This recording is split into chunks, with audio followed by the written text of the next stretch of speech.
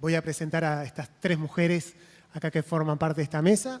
Por una parte, Clide La Casa, que es integrante y coordinadora de la ONG Servicios y Acciones por la Infancia, representante de la ONG SAI en el CONAPES, también trabaja en Casa de la Mujer y es co-coordinadora en la Red Uruguaya contra la Violencia Doméstica y Sexual. También conforma la mesa Margarita Perkovich, coordinadora de la Asociación Civil CIRE, Ciudadanías en Red, y ex legisladora. Y la psicóloga Mariana Echeverry, que coordina en El Paso, la Asociación Civil El Paso, en la ciudad de Las Piedras, y viene en representación de la Red Uruguaya contra la Violencia Doméstica y Sexual, y además conforma parte del CIPIAB y la Comisión Departamental en Canelones para la temática. Bueno, bienvenidas.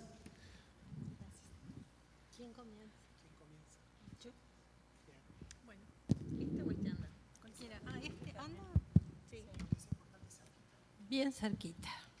Bueno, muchas gracias por la invitación. Yo quiero hacerles un poco la historia del proceso de los marcos legales con relación a las garantías para niños, niñas y adolescentes. Ustedes saben que el Uruguay ha sido muy diligente en ratificar siempre todas las convenciones que garantizan derechos. Después la dificultad es en aplicar los compromisos que en esas convenciones los estados justamente ratifican y firman.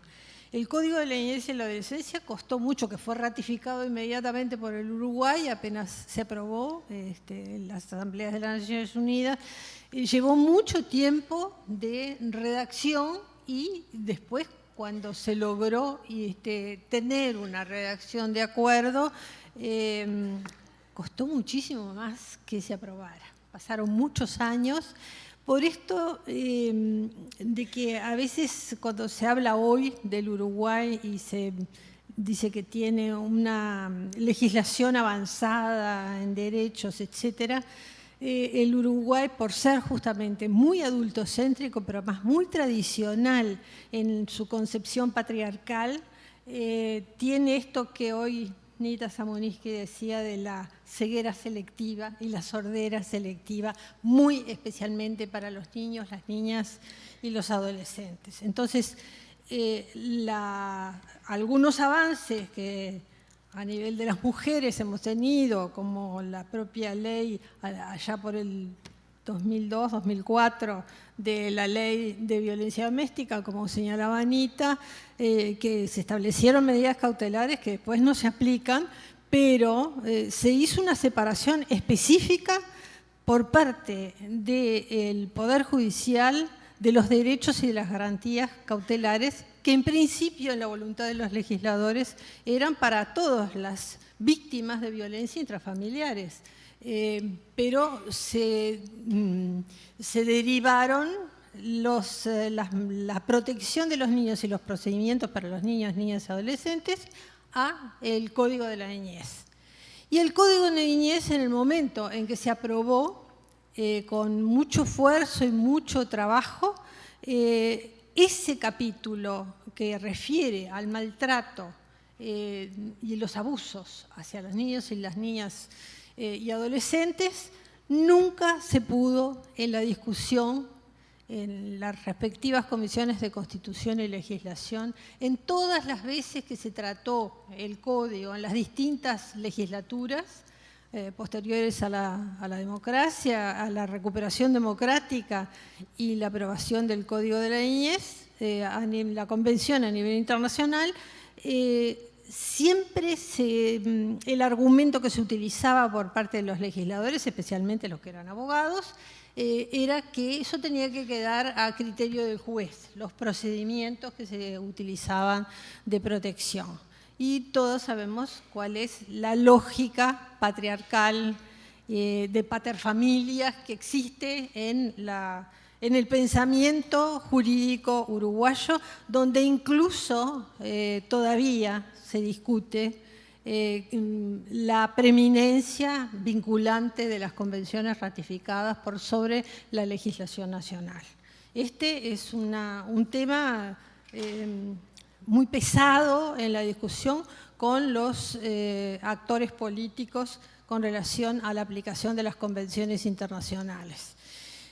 Por eso, a veces cuando se dice, bueno, la legislación queda como letra muerta. Sin embargo, es una herramienta para todos los actores que trabajamos tratando de que se reconozca los derechos y se les den las garantías del ejercicio a las niñas y adolescentes.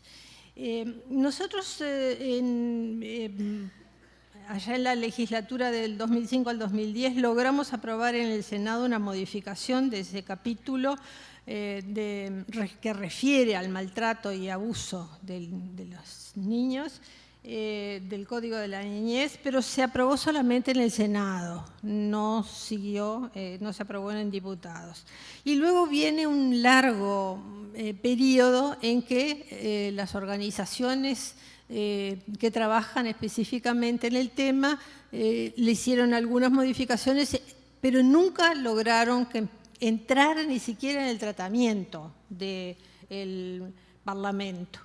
Por lo tanto, en el 2016 UNICEF tuvo la iniciativa de insistir con ese tema, retomar aquel proyecto.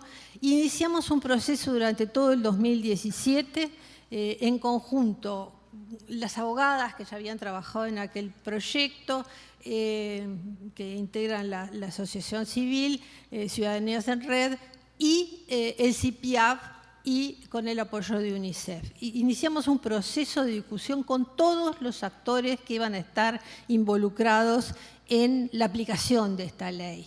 Y eso no solamente incluyó a los distintos actores del Poder Judicial para discutir ese anteproyecto, sino obviamente a los organismos del Estado que están involucrados en cada uno de los pasos que significan la detección, la recepción de la denuncia, el tratamiento, e incorporamos a pedido de las propias organizaciones sociales y de UNICEF el tema de la reparación, que no lo tenía el proyecto original.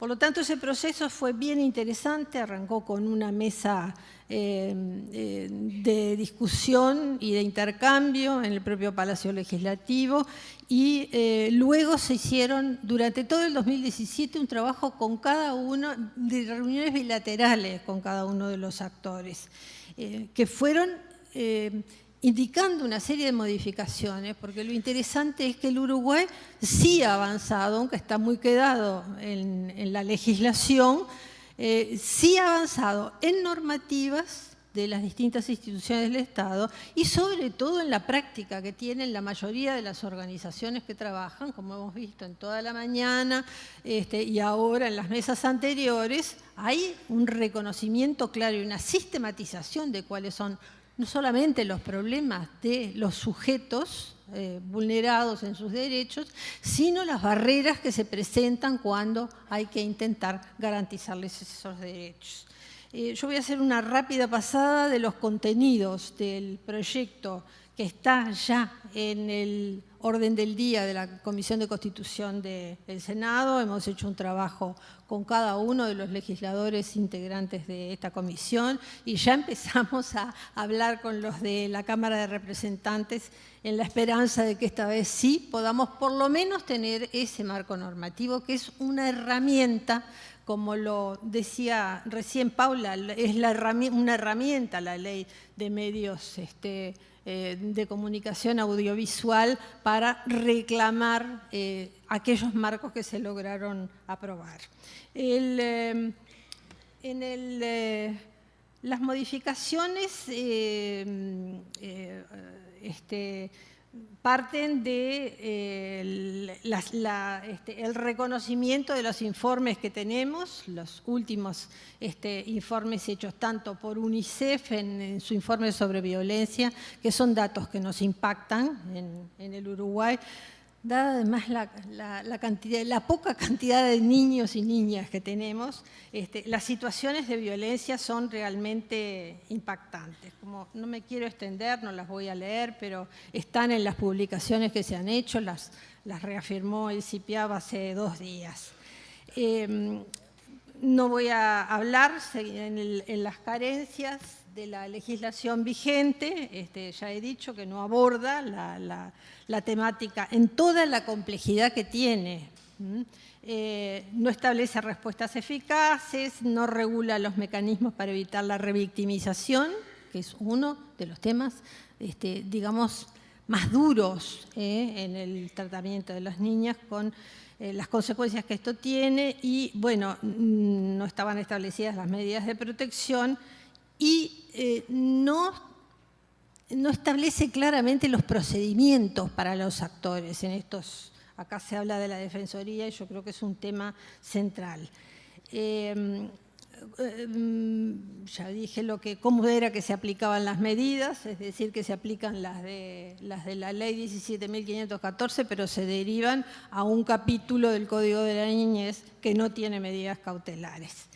El artículo 118 precisa los derechos de los niños y las niñas y adolescentes en los procedimientos administrativos.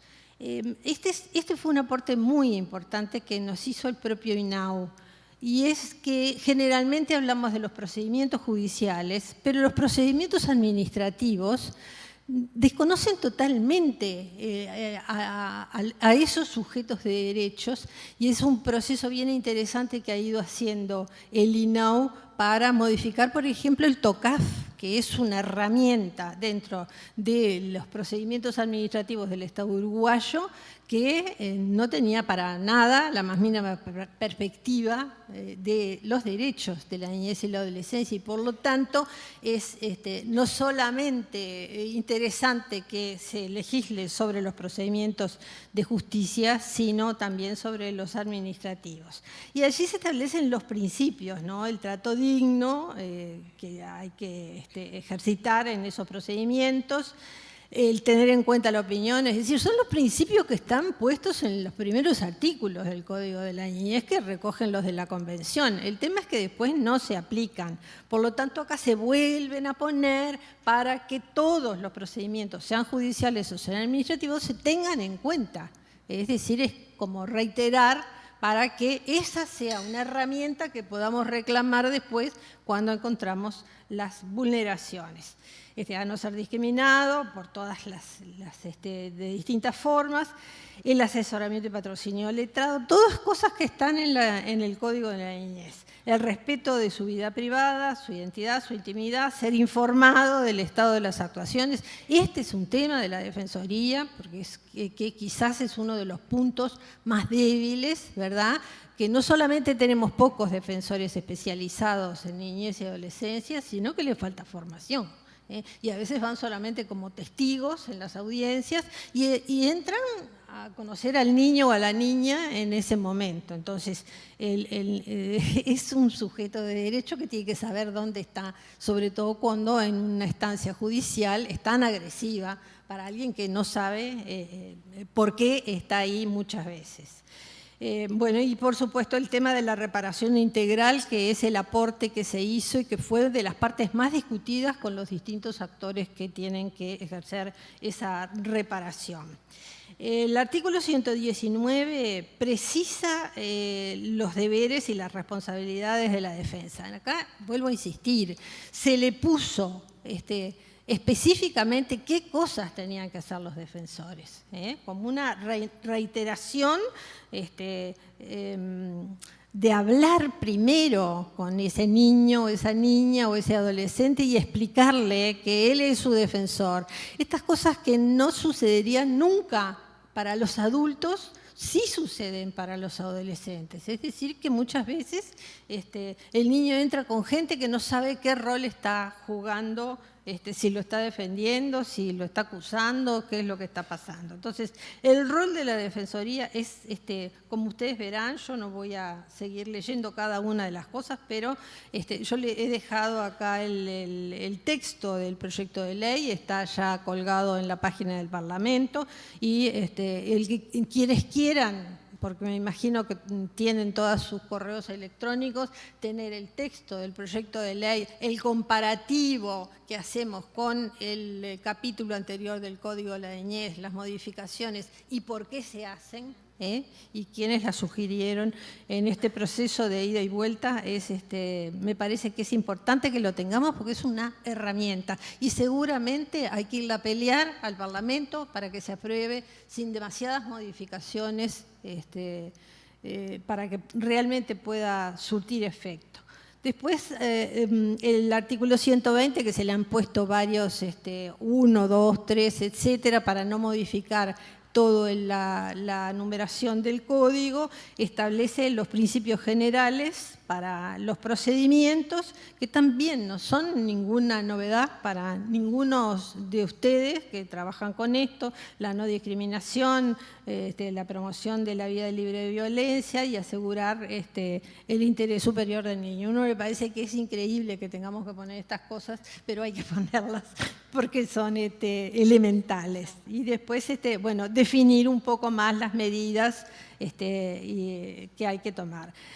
Hay un artículo dedicado a las medidas de protección y acá entra el tema de los equipos especializados. Una de las cosas que más discutimos fue la necesidad de que se acepte cuando hay equipos que ya han trabajado con los niños o con las niñas, se han hecho un diagnóstico de esa situación. No puede ser que haya que volver a pedir los equipos o de los jueces o de los peritos, etcétera, cuando ya hay equipos especializados, que no son muchos en este país porque realmente se han hecho llamados y falta gente que siga trabajando, sobre todo en el interior del país, entonces que se utilicen los que ya están, ya sea de las organizaciones sociales o de las instituciones que están trabajando con esos niños o que alcanzan la denuncia. Después se señalan los programas de alternativa. Hay dos artículos o dos numerales del artículo 120 que también reiteran principios que son los del código, ¿no? El tema del último recurso para una internación compulsiva, la preservación de la integridad física, el dictamen especializado previo, y acá volvemos al tema de la necesidad del asesoramiento para los jueces, se establecen plazos y la aplicación directa por el INAO solamente por riesgo inminente de vida y dando cuenta al juez, en este caso, ¿no?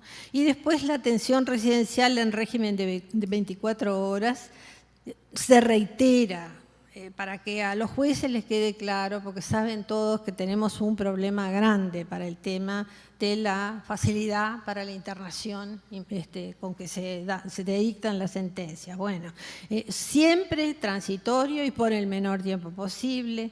El objetivo debe ser la integración a su familia o familia alternativa, el mantenimiento de los vínculos, la no separación de los hermanos, la incorporación inmediata al sistema educativo y un tribunal responsable de controlar estas condiciones. Este es otro tema. Es decir, que dictadas las sentencias en estos casos, tiene que haber un seguimiento de los casos, porque a veces se eternizan las situaciones y nadie, aunque en principio son los juzgados los que tendrían que hacer el seguimiento, a veces no se hace. Entonces, estas son las cosas sobre las que hay que estar muy atentos si se aprueba la ley para ver cómo se cumple. Después, en el caso de que haya una responsabilidad penal del agresor, la comunicación inmediata a la Fiscalía. El Código del Proceso Penal aprobado nos va a ayudar mucho a cambiar las lógicas del Poder Judicial. Ayer se señalaba el otro día en el informe del CIPIAB por parte del Fiscal General de la Nación, el doctor Jorge Díaz, estos principios que son los que tienen que actuar los fiscales. Por lo tanto, la formación de los fiscales y la actuación de los fiscales es determinante para la protección de los niños, niñas y adolescentes, que debe ser la prioridad. En el caso se define el maltrato y violencia sexual en el artículo 123, para que quede claro en qué consiste, y los principios de intervención en los temas de maltrato y violencia sexual, en 2 artículos, el 124 y 125, se establecen los ámbitos, para los ámbitos judicial y administrativo, cuáles deben ser esos principios, que más o menos reiteran los principios generales de la Convención. Y acá de vuelta la intervención de los equipos de todas las etapas especializados, tomando en cuenta las convenciones que garantizan los derechos en general de los niños, niñas y adolescentes. Las denuncias, esta es otra cosa importante, deben comunicarse al juzgado o a la fiscalía, es decir, que no se vaya a la policía, sino que tienen que irse a los lugares donde hoy están establecidas las normas para la protección y donde se puede reclamar al respecto. Después se establecen lo que faltaban, que eran las medidas cautelares en el artículo 127, y estas que hay que vigilar que se cumplan, no como pasó con la ley 17.514, que se aplicaba a una y no se aplicaba en el resto. Es decir, las medidas cautelares conforman la protección integral, es decir, no es solamente una, sino no es solamente la separación del agresor, del abusador, etc. Después tiene que actuar esa interinstitucionalidad de la cual se hablaba, que tiene que proveer las otras medidas cautelares que tienen que ver con la vida completa del niño y la posible recuperación del daño efectuado en él, para él o para su familia. Las pericias, otro tema delicado, evitar la revictimización. Acá también se es muy preciso en qué cosas se deben hacer y cuáles no se deben hacer. Y si hay ya información clara, hecha por los equipos especializados, no hacer más pericias. Por suerte la Fiscalía esto lo tiene claro, es decir, que hay otras formas de determinar, no solamente aceptar la opinión del niño y creerle, que debía ser el gran objetivo, creerle a los niños y a las niñas y a los adolescentes, bueno, no tratar de no revictimizar con pericias sobre pericias sobre pericias. Este es un punto especialmente delicado porque hay una rutina de ese estado rígido del cual se hablaba hoy de mañana, que le cuesta cambiar las rutinas con las cuales actúa. Y en el caso de los peritos forenses no es fácil. La reparación, que es la incorporación que se hizo, digamos, en este anteproyecto de ley,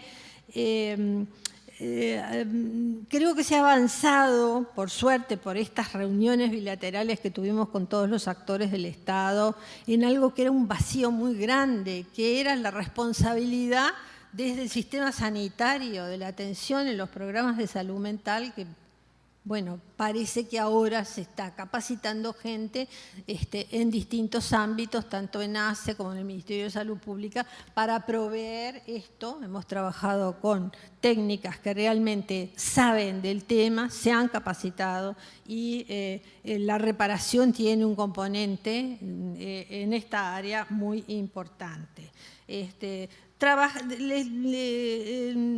Intentamos hacer reparación económica también, hubo una propuesta concreta de las organizaciones que trabajan específicamente con los temas de maltrato y abuso. Hablamos con el BPS, se hizo una reunión de trabajo. Si se hubiera puesto una reparación económica, ya no podíamos presentar desde la sociedad civil un proyecto de ley, tenía que venir del Poder Ejecutivo porque implicaría montos. Entonces, y además, la verdad es que ahí también nos enteramos que el seguimiento que se está haciendo de las reparaciones para los hijos de las víctimas de femicidios deja mucho que desear en la aplicación del propio Banco de Previsión Social, así que esa es toda otra área para seguir haciendo seguimiento y ver las barreras. Por último, le damos rango legal al CIPIAF, que no lo tenía, era un decreto, y que por lo tanto con esta ley también se concreta. Nosotros hicimos unos desafíos que si se pasa, para pasarlos rápidamente, muy aterrizados con relación a la posible aprobación de esta ley.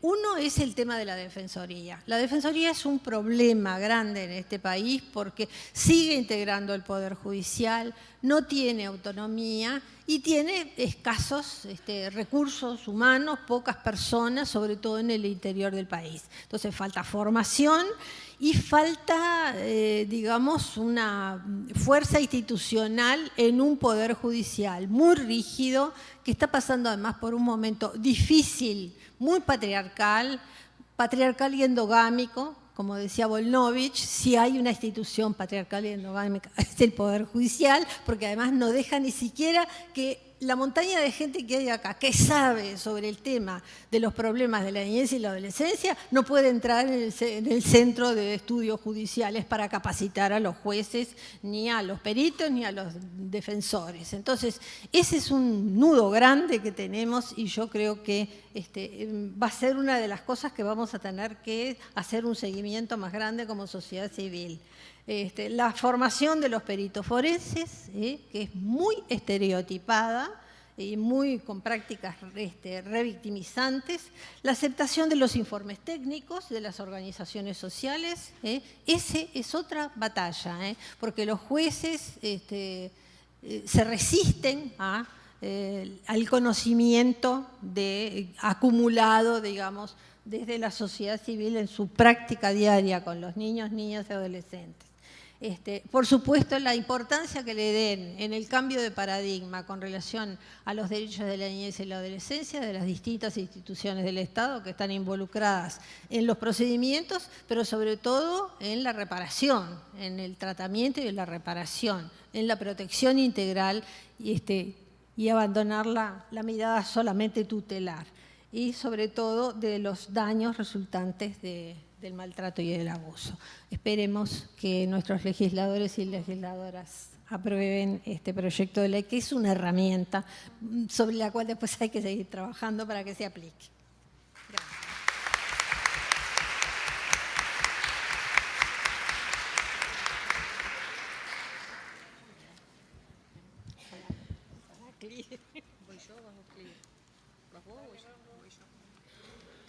Bueno, sí, me tiré al lado y dice que me pellizca, si me paso. Bueno. Bueno, buenas tardes a todos y todas. Yo elegí hacer una lectura de algunas reflexiones que hemos ido haciendo de forma colectiva con compañeros de la ruta de trabajo y de la vida. Entonces, bueno, creo que me voy a tratar de ajustar lo mejor que pueda a los tiempos en esa lectura. Protegemos, cuidamos, maltratamos. Pensando en relación al abuso, recordé cuántas veces hemos hablado con quienes trabajo en maltrato y abuso sexual infantil sobre el sistema de protección que debería activarse ante situaciones de esta índole, así como también hemos debatido extensamente en relación a qué entendemos por proteger. Seguramente quienes se encuentran trabajando en instituciones o de forma particular con niños, niñas y adolescentes se han visto enfrentados o han estado en contacto de forma directa o indirecta con situaciones que lo interpela ante la posibilidad de intervenir por detección o por sospecha de abuso sexual. Varios aspectos componen las acciones de acompañar a un niño, niña o adolescente que se encuentra vulnerado en su derecho de vivir sin violencia. ¿En qué nos implica? En primer lugar, reconocer que ante una situación de abuso sexual, esa persona necesita ser protegida. Debemos dimensionar la gravedad, el daño y el sufrimiento que implica el estar atrapado o atrapada en el abuso. Irene Intevi dice en uno de sus libros que quien vive una situación de abuso sexual es como si experimentara un balazo en su cabeza. En segundo término, no podemos sostener como operadores que no es nuestro tema el abuso sexual. Aunque sintamos que no tenemos las herramientas suficientes, debemos tener claro que tenemos la responsabilidad de creerles y proteger. Y esto ya es una respuesta. Debemos reconocer que como adultos tenemos un lugar de poder, desde el cual no solo podemos acompañar y proteger, sino desde el cual exigir que quienes cuentan con la política pública lo hagan. Tercero, no deberíamos predeterminar nuestras respuestas por pensar que no existen las estructuras, los recursos, las capacidades para proteger a niños, niñas y adolescentes. Nunca es mejor estar en una familia que abusa que en otros espacios pensados para el cuidado y la protección. Y en estos temas tenemos responsabilidad de mirar las condiciones de esas respuestas y lograr espacios de seguimiento y monitoreo de cómo vienen desplegándose las acciones en esos espacios. Es posible que al asumir la responsabilidad adulta que tenemos en la protección de derechos aparezcan preguntas. ¿Cómo deberíamos pensar una acción de protección que garantice cuidados? ¿Cuáles son esos cuidados? ¿Con quiénes deben ser realizados? ¿Qué hacemos tan mal que un niño, niña o adolescente prefiera decir que ha mentido, que no es cierto lo que nos ha revelado, convencida de que debe soportar su situación porque la respuesta no ha sido adecuada en el proceso de salida del abuso? ¿Cómo evitar profundizar el daño? ¿Qué lugar ocupa la denuncia en estos procesos? Muchas de las alteraciones, como las de conducta, pueden ser la hiperactividad, la impulsividad, la dificultad para la atención, la concentración, el robo, las roturas, o alteraciones a nivel relacional, la agresividad, la excesiva demanda de amor, desconfianza, exposición a vínculos abusivos, hipersexualización, incluso de hábitos, escasa higiene personal o alteración del sueño, generan fuerte rechazo por parte de las personas que se encuentran acompañando el proceso de salida de la situación de abuso. Esto expone a niños, niñas y adolescentes a repetidas situaciones revictimizantes, maltratantes, como nuevos abandonos, denuncias hacia ellos por las conductas desplegadas, nuevas amenazas y agresiones a los ojos de una red de instituciones que por momentos se abre y no sostiene cuidadosamente, complementariamente, a ese niño, niña o adolescente sufriente y a su grupo afectivo de referencia. Estas expresiones de sufrimiento pasan a ser un problema más a la hora de buscar una respuesta que los proteja, porque las instituciones, por lo general, no aceptan estas características. De forma reiterada, vemos que muchas de las conductas que desarrollan son el resultado del abuso vivido, pero en vez de comprender esas conductas como expresión del daño y del sufrimiento, terminan siendo miradas como responsables de su situación. Y hay adultos que comienzan a justificarse para no acompañar adecuadamente el proceso. Entonces, tenemos que mirar este problema, creerles y asumir con responsabilidad el rol en el que estemos. Educadores, cuidadores, técnicos, los terceros. Somos parte del problema y somos parte de la solución. Es frecuente ver en dicho proceso cómo cambia el enfoque respecto a quienes consideramos vulnerables, dando vuelta al verdadero lugar de dependencia que niños, niñas y adolescentes tienen respecto al mundo adulto que lo debería sostener en su cotidianeidad desde lo vital y desde lo afectivo, pasando a ser ellos los detentores del poder en tanto pueden cuestionar y acusar al mundo adulto de sus prácticas abusivas. Encontramos argumentos de tipo: ella es muy mentirosa, es raro que si no había hablado hasta ahora, no sabemos si realmente sucedió así como dice, o lo que en verdad pasó. Ella es de provocar. Y dejamos de verlos como sujetos en desarrollo que reclaman silenciosamente el derecho a ser cuidados por parte del mundo adulto. Dicha tolerancia genera complicidad e incluso impunidad en el mundo adulto y crea una mirada particular de la infancia y la adolescencia que desdibuja los niveles de vulnerabilidad y de asimetría de poder en el que se encuentran. Niños, niñas y adolescentes que niños y niñas que fantasean y mienten, adolescentes rebeldes o manipuladores, o chicas fáciles y ligeras, pasan a ser parte del escenario discursivo de algunos operadores que ponen, al menos entre comillas, o cuestionan el proceso de protección que debiera activarse ante las múltiples formas de pedido de ayuda que niños, niñas y adolescentes realizan. La existencia de protocolos de actuación y mapas de ruta ha sido una señal respecto a la responsabilidad que tienen las instituciones a la hora de dar algún nivel de respuesta en dicha problemática. Para esto, la capacitación constante y la evaluación de los recursos humanos se vuelve la condición ineludible para cada uno de los sectores que son parte del proceso de abordaje. Pero sobre todo, la real designación de recursos humanos y materiales que permita realizar dicho acompañamiento. Hemos aprendido que capacitar no es suficiente, sino se hace un trabajo permanente de sensibilización y revisión de nuestro sistema de ideas y de prácticas que permitan generar las transformaciones pertinentes, que mejoren las respuestas y permitan desarrollar acciones respetuosas de cuidado y protección ante los abusos, así como de sanción en relación a malas prácticas. Revisar la responsabilidad compartida a la hora de prevenir y abordar el problema desde la salud, la educación, INAU, sistema policial y de justicia.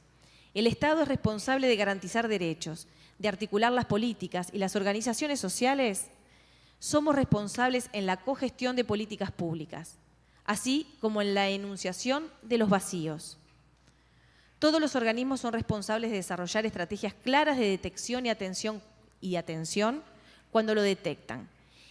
Y sigue imperando la idea de que solo un organismo es responsable de proteger a la infancia y la adolescencia. Son muchas las instituciones que no han jerarquizado tomar el tema. Esto es evidente en la falta de recursos y en las prácticas omisas. Sigue siendo un desafío para nosotros trabajar articuladamente. Yo les voy a pedir ahí que pongan un poquito el PPT, ahí va. Voy a ir nombrando algunos de estos desafíos que fuimos pensando.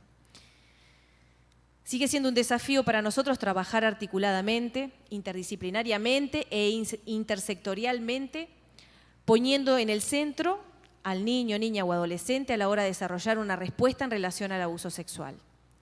Comprender que no es un acto único de detección y derivación, sino que implica un acompañamiento y sostén afectivo que permita generar verdaderas transformaciones subjetivas para ese niño, niña o adolescente en tanto es creído, comprendido en su singularidad, escuchado, respetado en su afectividad, con verdaderas opciones de restitución de derechos que no impliquen más dolor y violencia, así como la verdadera posibilidad de recibir un tratamiento ante tan grave situación de vida, que permita sanar de algún modo e instrumentar social y afectivamente para ubicarse y ubicar a otros en un lugar distinto al sometimiento vivido. Nos desafía a mover las estructuras de lo privado familiar como único recurso válido para el cuidado y la protección de la infancia y la adolescencia, en lugar de las mujeres como el recurso por excelencia dotado de dicha responsabilidad. Debemos proponer la corresponsabilidad del cuidado, pensando desde todos los soportes que son necesarios para el mismo, el aspecto material y económico que permita desarrollar dicha tarea, el afectivo emocional que se despliega en el vínculo, así como el del cuidado de quien va a desarrollar esta tarea. Aprender a dar un lugar de participación a niños, niñas y adolescentes en nuestros proyectos y programas, incorporar sus voces en los procesos de reparación e incidencia. Pensar el lugar de la comunidad, cómo podemos activar las respuestas, dejar de pensar que no es un tema mío, que no tengo herramientas, sino hacer el mejor esfuerzo desde el lugar que nos toque acompañar y coordinar con otros, sin dejar que los niños, niñas y adolescentes caigan en un vacío. Enunciar y denunciar los vacíos, las omisiones. Necesidad de recursos adecuados desde el Estado. No podemos dejar de pedir una medida de protección porque pensemos que es peor la respuesta. Tenemos que seguir proponiendo y exigiendo que las respuestas para niños, niñas y adolescentes sean las que necesitan, no las que hay. Las organizaciones sociales tenemos larga experiencia, entre otros temas, aportamos y queremos aportar, junto con otros, al diseño de las políticas públicas. El monitoreo del cumplimiento de las acciones y obligaciones es nuestra responsabilidad.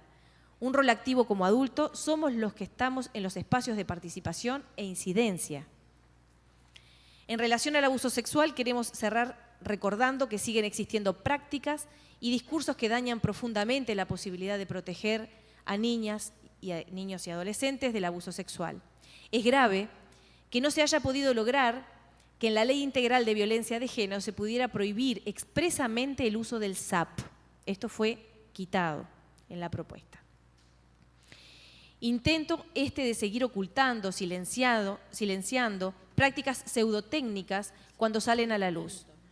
Preocupa que de esta ley también se sacó la definición expresa de que las niñas, niños y adolescentes son víctimas directas de la violencia que viven sus madres.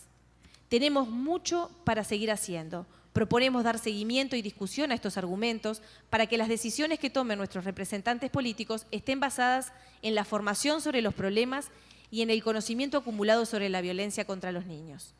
Proponemos que se haga registro y seguimiento de los ofensores sexuales. Esto no existe. Que exista sanción a los perpetradores de violencia porque la impunidad es una expresión de violencia por parte de quienes tienen que garantizar derechos. Proponemos revisar con responsabilidad las fallas del sistema, hacer estudios serios de aquellas situaciones donde la respuesta de protección falló. Recordemos los asesinatos del 2017 de niñas y niños abusados sexualmente. No es suficiente con documentos de repudio. El Estado tiene que investigar sus procedimientos y si estamos apostando a una respuesta en sistema e interinstitucional, es urgente un estudio en este sentido. Por último, nos proponemos cada día como organizaciones sociales sumar esfuerzos, compartir experiencias, dudas, propuestas, seguir como adultos, adultas, uniendo esfuerzos para la protección de derechos a vivir sin violencia. Gracias.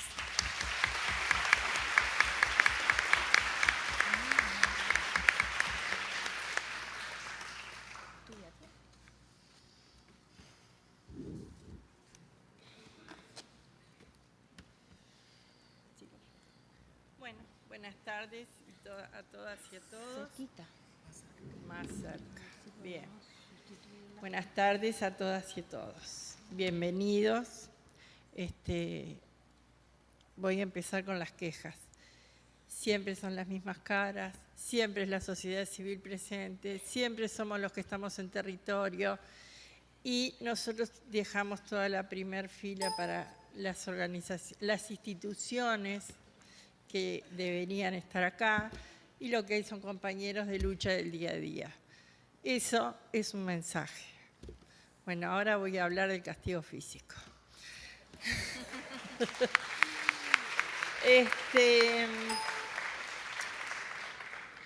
Bien. Servicios y Acciones por la Infancia es una organización que tiene varios proyectos, entre ellas el programa Arcoíris, que trabaja en la prevención, atención a situaciones de maltrato, abuso y explotación infantil adolescente. Allá por el 2004, la organización decidió adherir a una iniciativa mundial para acabar con el castigo físico. Fuimos mirados muy mal en ese momento. Esto es como cuando esto pasa por los años que uno viene trabajando. Cuando en el año 99 se instala el programa de seguridad ciudadana, vos te acordarás, el ministro del momento, cuando se le dijo que debería tener todo un capítulo para trabajar sobre la violencia doméstica hacia las mujeres, dijo que no había problema, pero en Uruguay esas cosas no pasaban. Entonces, así estábamos en el 99. Bien, continúo.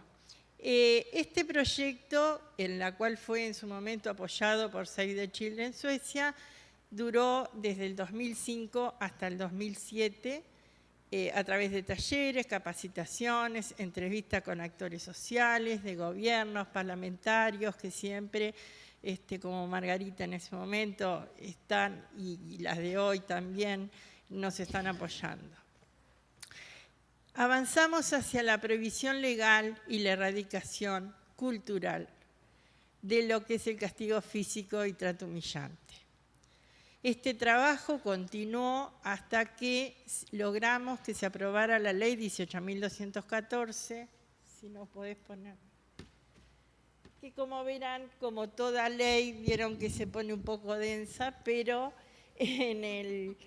lo primero que se hace es que se incorpore a la ley 17.823, que es el Código de la Niñez y Adolescencia, en donde en algunos de los articulados la corrección se autorizaba a los padres a la corrección moderada de sus hijos. Y si el niño o adolescente, el padre no podía con él, podía llevarlo a un juez y hacer lo que él creyera lo mejor. Esto fue un cambio, y la aprobación de esta ley en América Latina fue un hito, pero en el Uruguay fue el primer país de la región que lo logró. Pero no se pongan contentos, porque eso de que tengamos leyes no asegura mucho. Entonces, la lucha nuestra continuó. Todo esto tuvo que ser acompañada de talleres, capacitaciones, trabajando en las escuelas, trabajando en los jardines, en los centros CAIF, y trabajando con los adultos de esas instituciones. Otra, por favor.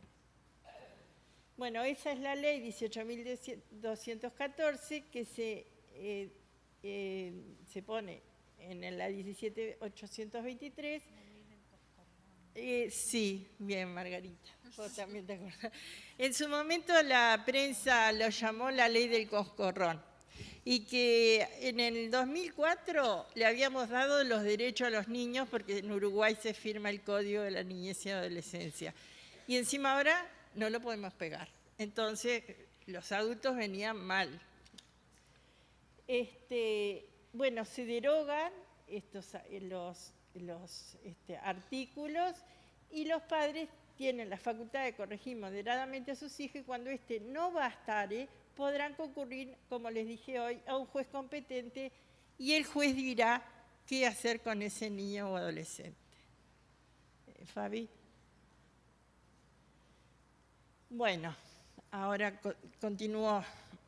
Cuando se trabajó con los adultos, en los distintos, como les dije hoy, en las distintas instancias sobre el tema de, como dice ahí, la percepción de los adultos consultados, que en este caso fueron 900, se trabajó en áreas metropolitanas y Montevideo, con mujeres y hombres de 19 años y más.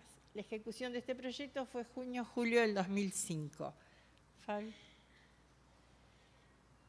Se le preguntó, ¿es necesario dar una palmada a un niño o niña adolescente cuando se porta mal?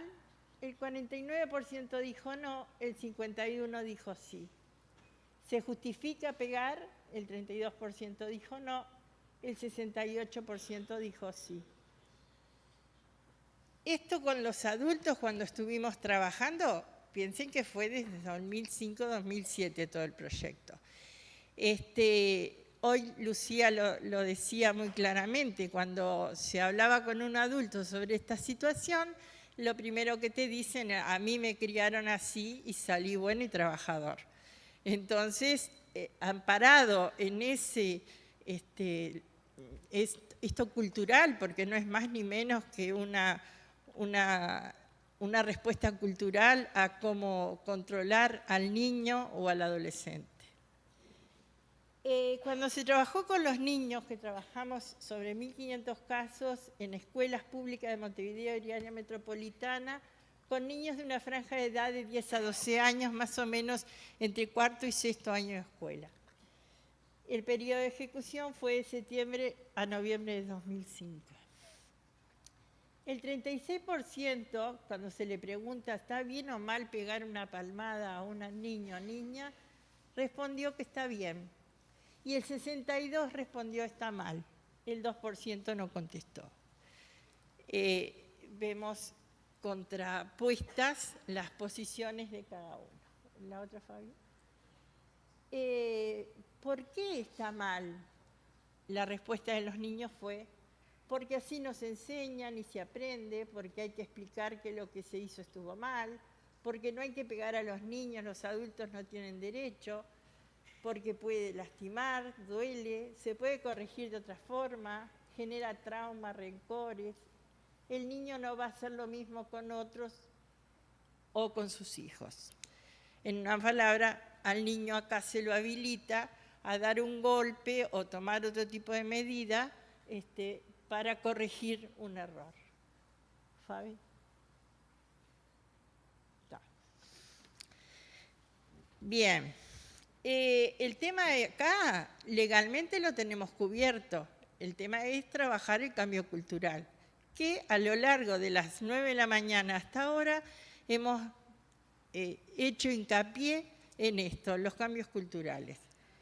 Sabemos que una ley no va a hacer el cambio cultural y necesitamos seguir trabajando ardua y continuamente, porque en esos 3 años que SAI, Servicios y Acciones por la Infancia, hizo la capacitación a técnicos en las áreas sociales vinculadas tanto a servicios estatales y privados, no fue suficiente, porque como la ley dice también, compete al INAU ejecutar programas de sensibilización, educación dirigido a padres y responsables, para poder dar una formación de forma disciplina positiva, participativa y no violenta.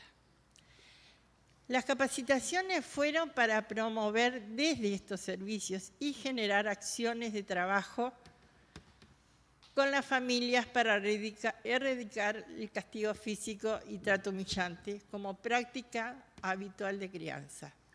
Nuestro mayor interés fue incluir en un manual como guía práctica que permita replicar los procesos desde lo local, creándose efectos y actores multiplicadores de agentes de cambio cultural. El manual recoge las 3 dimensiones de cómo desarrollar las acciones y teniendo ahora un marco legal que es como que nos queda más fácil trabajarlo. Las dimensiones son, porque el libro está en la página web de nuestra institución, el trabajo con las familias, el trabajo con los niños y el trabajo con técnicos en las áreas sociales. Acá también lo importante es insistir en el trabajo con los centros CAIB, jardines, Uruguay Crece Contigo, que trabaja con madres embarazadas, que también trabajan con los padres cuando hay, escuelas policlínicas que atiendan a adolescentes embarazadas, escuelas, liceo, UTU. Esto es un trabajo del día a día. Si no lo hacemos día a día, no va a haber cambio cultural que uno pueda pensar o programar para adelante. Los números no han cambiado mucho porque en el 2017 UNICEF presenta que el 54,6% de niños entre 2 y 14 años han sufrido algún método de violencia violento de disciplina. Habla también de un número del 27,78% de niños que han muerto por situaciones de violencia intrafamiliar. Y de acuerdo al último informe que hace un par de días presentó el CIPIAF, en 2.765 casos, el 39% que trabajaron ellos fue maltrato emocional y 20% maltrato físico. Después la diferencia es otro tipo de maltrato y abuso. Negligencia y abuso son los otros. Por lo que debemos seguir trabajando día a día. No vamos a poder lograr un cambio cultural si esto no se trabaja en el día a día, no solo en las instituciones de educación, sino en el día a día también con nuestros hijos. Esto de un cambio cultural, esto de que a veces nos encontramos con respuestas, a mí me pasó y acá estoy, es el cotidiano, uno lo trabaja con los padres en distintas áreas que uno puede estar trabajando y surgen siempre las mismas respuestas. Hoy, hablando con las compañeras, decía, bueno, de estas instancias debemos sacar propuestas. Yo creo que la primera propuesta es ver que los niños son sujetos de derecho y después respetarlos, porque nunca vamos a poder respetarlos si no primero los vimos. Y el día a día, desde las organizaciones nuestras y desde los hechos lamentables que están pasando, nos están demostrando que los niños no son vistos como sujetos de derecho. Fabi. Desde la organización lo que trabajamos y decidimos ponerle como un título, Criar sin violencia es posible. Acá tenemos algunas pautas de las que nosotros dimos en ese momento en los talleres. Tener en cuenta cuando criamos y educamos a nuestros hijos, brindarle cariño incondicional, expresando el afecto en forma física y verbal, expresar aprobación y alegría frente a lo que hacen, darle participación en la construcción de normas para la convivencia en la casa y en lo posible prever con ellos la sanción frente a su incumplimiento. Esto parece que los adultos, si vemos esto, nos cuestionamos nuestro lugar de poder o nuestro lugar de decisión como adultos. Y no es así, nosotros no perdemos el respeto que nuestros hijos nos puedan tener por ser nosotros los padres responsables, porque compartamos con ellos esto que estamos planteando.